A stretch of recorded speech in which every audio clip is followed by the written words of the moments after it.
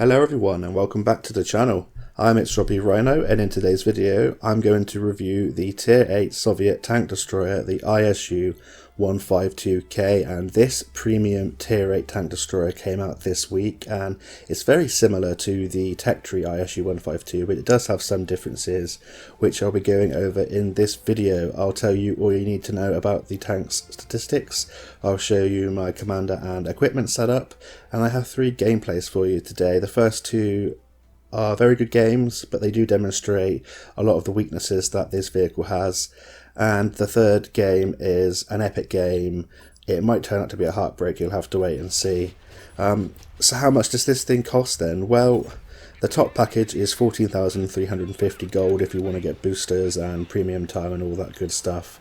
But if you want to wait for the base gold bundle, it's 9,000 gold, and that's still quite a lot of money compared to, you know, a lot of the offers that come around, the personal offers, and it's a lot in compared to a lot of the Cold War premiums. But if you find big boomsticks are for you, and you know, dealing 750 alpha damage and taking off someone's like half of their health, it might be the tank for you. But for a newer player, I'd say straight off the bat, I'd wait to watch the review out and make your mind up, because I feel that there are other premium tier 8 tank destroyers that are much more competitive. But if you want to have a lot of fun, you know, this one can still definitely give you that. So in terms of the statistics of the tank, then it has 1200 hit points, which is the same as the ISU-152 in the tech tree, and it has the same view range at 350 meters, which is very poor, so you're going to want to do everything you can to improve that. Mobility wise, it's slightly slower than the tech tree ISU-152. It's got a 600 horsepower engine, which is 100 less than the ISU-152, with a power to weight ratio of 12.72. It goes 40 kilometers an hour forwards, which is 3 kilometers an hour less than the tech tree version. It goes 12 kilometers an hour backwards, and it has a whole traverse of 22 degrees a second, which is actually ever so slightly better, at 1 degree a second better than the tech tree version. It's a very sluggish tank. It's more of an ambush tank. You're not going to be getting anywhere quickly. You're not going to go above 40 kilometers an hour unless you use mobility equipment, and I highly recommend you invest commander and equipment setup into improving your gun handling, which we will get onto now. So the gun is the pride and joy of this tank, and it brings back a gun that used to be on the tech tree version, the 152mm BL10. This gun has absolutely insane penetration for a tier 8 tank destroyer, and it deals 750 alpha damage on its standard AP and its premium APCR rounds. The penetration on the standard rounds is 286mm, and yes, you heard me, that's 286mm on a tier 8, which is more than a lot of tier 9s get, and even quite a few tier 10s. And if you want to boost that up even more, you can choose to fire a premium APCR at 329mm of penetration for 750 alpha damage. The HE rounds aren't that amazing, but you can splash for a substantial amount. It's 90mm of penetration for 950 alpha damage. In terms of the tech tree version, the penetration is 260 on the standard, 292 on the premium rounds, and 90 on the HE, so it is just slightly less on the standard and the premium rounds. In terms of the shell velocity, it's 880 meters a second on the AP and the HE, so you're going to have to practice leading your targets. But if you want to fire your APCR and decrease your silver earnings, you can do so. You'll have that fantastic penetration at 329, and your rounds will go at 1,100 meters a second. So this tank destroyer has a DPM of 2,370, which is about 200 less than the tech tree version. It's got a 19-second base reload, which is, yeah, a very long reload. A 3.5-second aim time, which is slightly worse than the tech tree version by 0.1. It's got a 0.43 accuracy, so it is a very derpy gun, and sometimes it works, sometimes it doesn't, in typical Soviet fashion. 0.43 accuracy, which is 0.2 worse than the tech tree version. It's also worse in terms of its gun depression than the tech tree version at 5 degrees, whereas the tech tree version has 6. and it's 7 degrees worse gun elevation at 11 degrees of gun elevation. However, it does carry 5 more rounds, and obviously this is all a balancing mechanic to bring back that massive BL-10 gun that has that insane penetration for a tier 8 tank destroyer. In terms of the armour on the turret, there's a small strip of about 115mm just around the mantlet, but it's very thin. The cheeks of the front of the hull are about 98mm effective, and the mantlet is about 100mm effective. You can get it up to about 235mm if you angle with the spaced armour, but it's not that effective at all.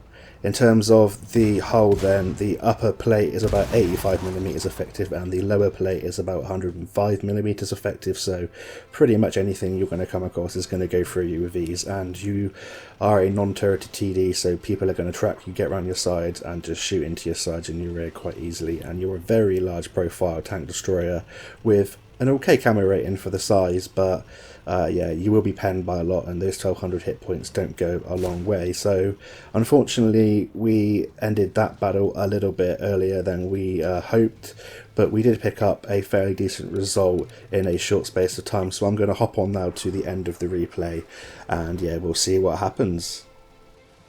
So our team managed to take that one down for me.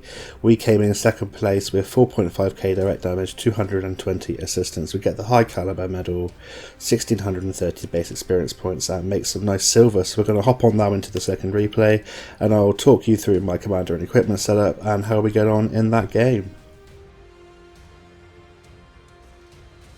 Righty ho then, so we're now into the second replay of the video and we're here on steps, and I'll just talk you through my equipment and my commander setup, and then we'll get talking about the strengths and weaknesses of this tank and how I like to play it. So on my equipment I run advanced optics, advanced concealment and gun stabilizer, and on my commander I run sixth sense, born leader, rapid loading, steady aim, rapid aim, snapshot, camouflage expertise, muffled shot and situational awareness.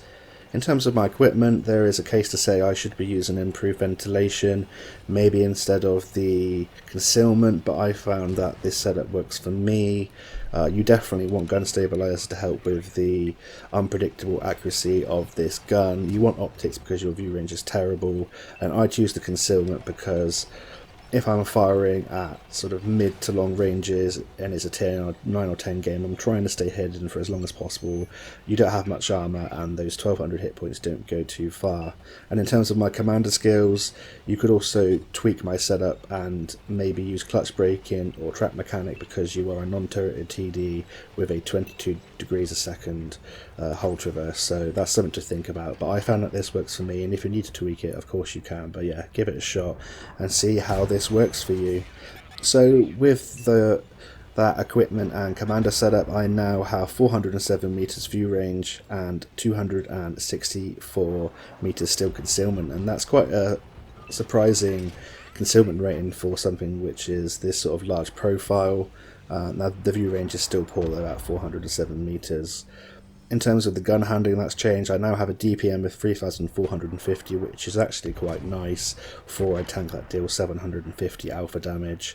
I have a 2.84 second aim time, which is still quite long in the 6.0 world, and a 0.38 accuracy, which is very derpy, but that's the nature of this gun, and sometimes when you're not fully aimed it hits, and when you're fully aimed it misses, so that's just how it works. And as you can see, I've chosen to use the Salt inscription on my tank because obviously people are going to be salty when you hit them for half of their health or almost all of their health if you're fighting lower tiers.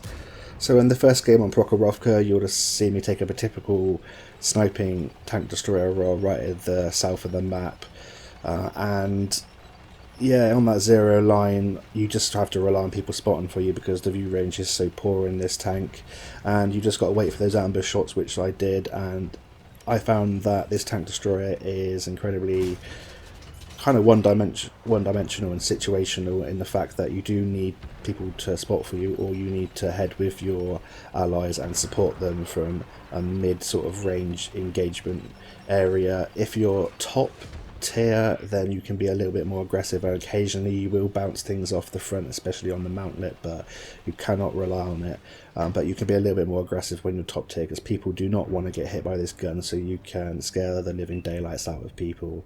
It does struggle a lot when it's mid tier and bottom tier, but you do have that fantastic penetration and that massive alpha damage to still scare your opponents, and you just got to play this ambush role.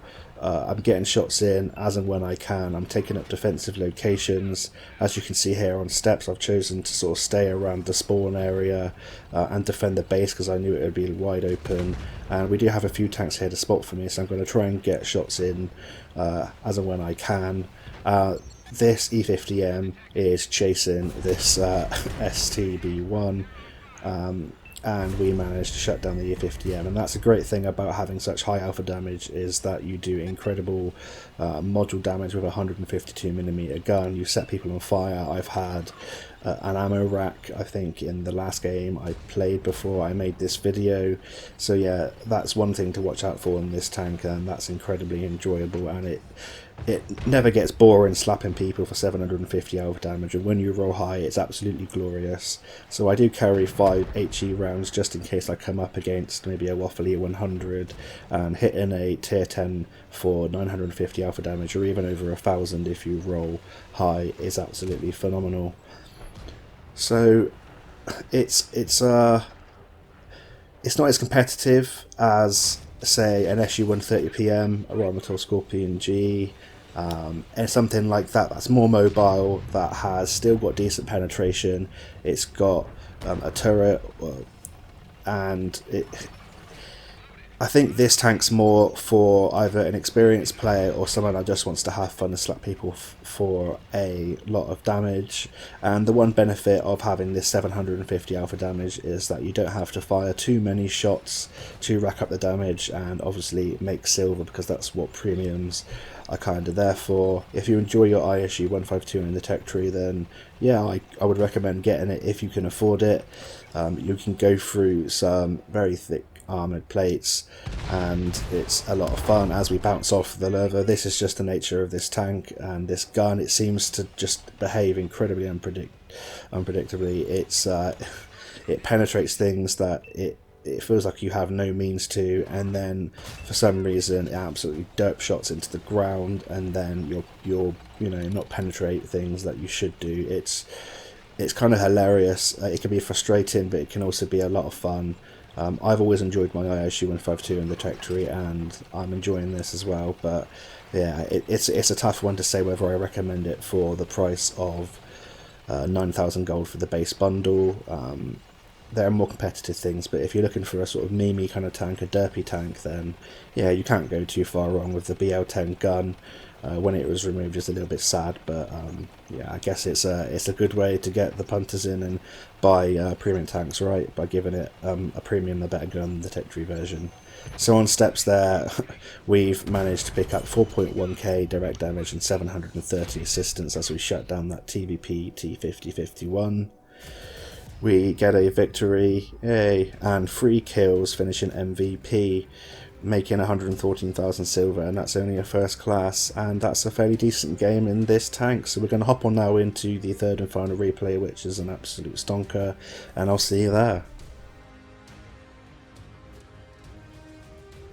So we're now into the third and final replay of the video, and we're here on Moravanka, and I'm going to head to a sneaky sort of tank destroyer sniping spot that I've used in quite a few tank destroyers. It's a lot more beneficial to use it in a tank that has a lot better concealment rating than this and a lot better view range, but I'm going to have to make do, and I'm going to have to rely on my allies to spot down the 2 line where the sort of brawling zone is for all of the heavies. So I'm going to go over here and I'm going to just poke up to the side of some foliage and to the top of a ridge line, and if I get spotted, I'm able just to pop down the ridge line, and I'm just going to have to try and evade artillery. That's another bad point about this tank, is that it's incredibly hard to evade artillery because you move so slowly in terms of your traverse and your forwards and backwards speed, and yeah, that can be really frustrating but it's just one of those things that you're going to have to put up with in the World War II game mode, right? So this is the location I'm talking about. You are firing through some foliage to those tanks there, like that Carnarvon, where we sort of half aim there and just snap a shot and it goes straight through. And that's the beauty of this penetration, is that even if it does derp a little bit to the left or right or up and down, if you hit like a strongly armoured plate, you're more than likely going to go through, especially if you are top tier like we are in this game. And that's what I was talking about in terms of the sort of sketchy gun handling that this tank has. Like then again, the bloom is quite big on my reticle, but I just fire anyway and it seems to go straight. And if you fully aim, sometimes you miss your chance to snapshot things. You miss your chance because they know that you're looking at them with the detected goes off and they just pull back down like that Stern Panzer did down there. So sometimes you got to just take the risk, pull the trigger and go for it. And goodbye Absolution, go back to tier 6. And in 3 minutes or 2 minutes we've picked up 1600 damage already, and that's what I'm talking about. It doesn't take too long to rack up the damage. Unfortunately for us there, we hit the mantlet as that's angled down there, that Jagdtiger 88, but it doesn't feel like you're sat around for too long with my commander and equipment set up. I know I'm benefiting from having a 9-skill commander. Once you get there and you get this reload down to this point, it's not too bad at all.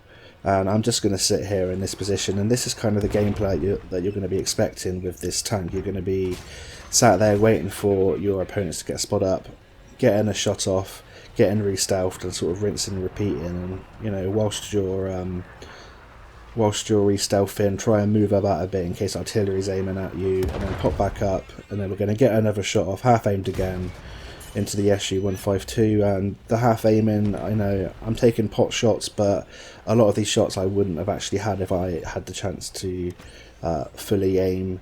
I wouldn't have had the chance to fully aim a lot of these shots, so that's why I'm snapping a lot of these shots in, and you see that it just works.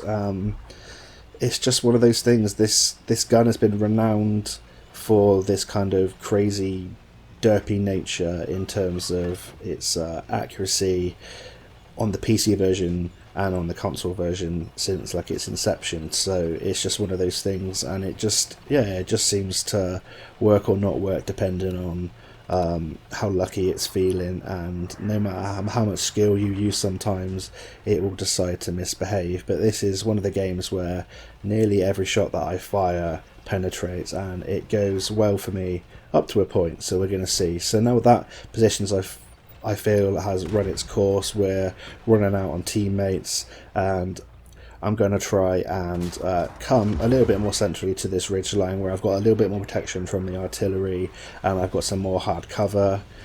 As you can see, I'm firing the premium APCR. I switched to that for the Jagdtiger 88 just to get him out of the game in case he was angled, because that thing, although it hasn't got great armour, off the mantlet and off the superstructure, it can bounce these rounds if it gets lucky. So I'm just firing this just because I was getting frustrated. I had a few games that were quite poor up to this point and I just wanted to have a good game, and I think I just forgot by this point that I was still firing the premium APCR. But yeah, you wouldn't need it. The 286mm is absolutely fine for what you're going to be firing against, even at tier 10. It goes through the lower plate of an E3, a T110 E3 at tier 10 for example, with ease.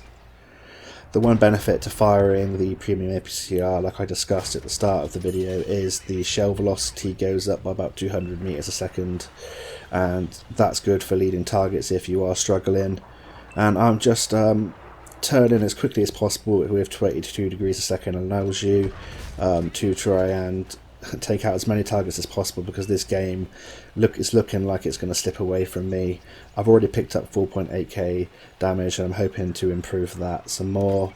This Paladin comes out, and that's the beauty of having 750 alpha damage, is that you can finish tanks off that are sort of 600 alpha damage, 700 alpha damage plus, and that's a really nice feature to have on this tank destroyer. You'll see in the sort of problem now though, when you're trying to run away, if something come up behind me now, I'd have to stop and turn. I don't have a turret, so you know, your whole lock's on, you're going to have to swivel around and it can be quite frustrating. But you'll see in the concealment and the view range kind of working well enough here when you're top tier, but you're going to have to be a lot more passive when you are mid and bottom tier. So I'm going to come up now and I'm going to come up to the sides of these enemies to try and flank them. I'm going to have to be more active now. I've kept my hit points intact to the late game, so I'm going to try and use them now to take down this game whilst I still have artillery support with me. I was coming up to the right of this heavy tank, but unfortunately another heavy spots me from the left. It is a KV-85 who gets a shot into me, but we snap a shot right back into him and leave him on 100 hit points. And that's what you can do to those poor tier 6s. You can even one-shot them. It's absolutely glorious. And I'm going to use these buildings to advance so I don't get spotted until the moment right before I get right in front of this KV-85.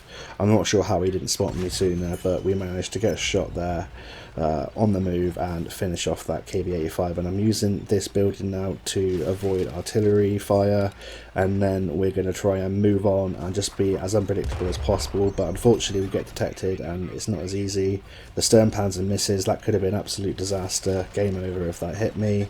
But he backs down, and now I'm kind of caught between a rock and a hard place. Artillery's looking at me and the Sternpanzer is, but I'm going to fake like I'm going around to the right of that building, go around to the left, try and get under the Sternpanzer's gun. It doesn't have any gun depression, so I should be able to go up and fire into him, but unfortunately he wasn't poking over as much as I had hoped. And now this is when I'm just trying to bait a shot from this Sternpanzer into my gun or to my trucks, depending on what round he's firing, and I'm just hoping that artillery doesn't hit me. I'm trying to make my movements as unpredictable as possible. I'm hoping that he comes out after me.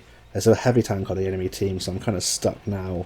I'm just trying to get this Sternpanzer to fire so I can advance and push. He does fire, leaves us on 481 hit points, but we get shot from the back from the Carnarvon. We managed to snap a shot into the Sternpanzer to take us over 7k damage, but the artillery finishes us off. But in a heartbreaking defeat, we still had an epic game and finished second place on the leaderboard in a defeat.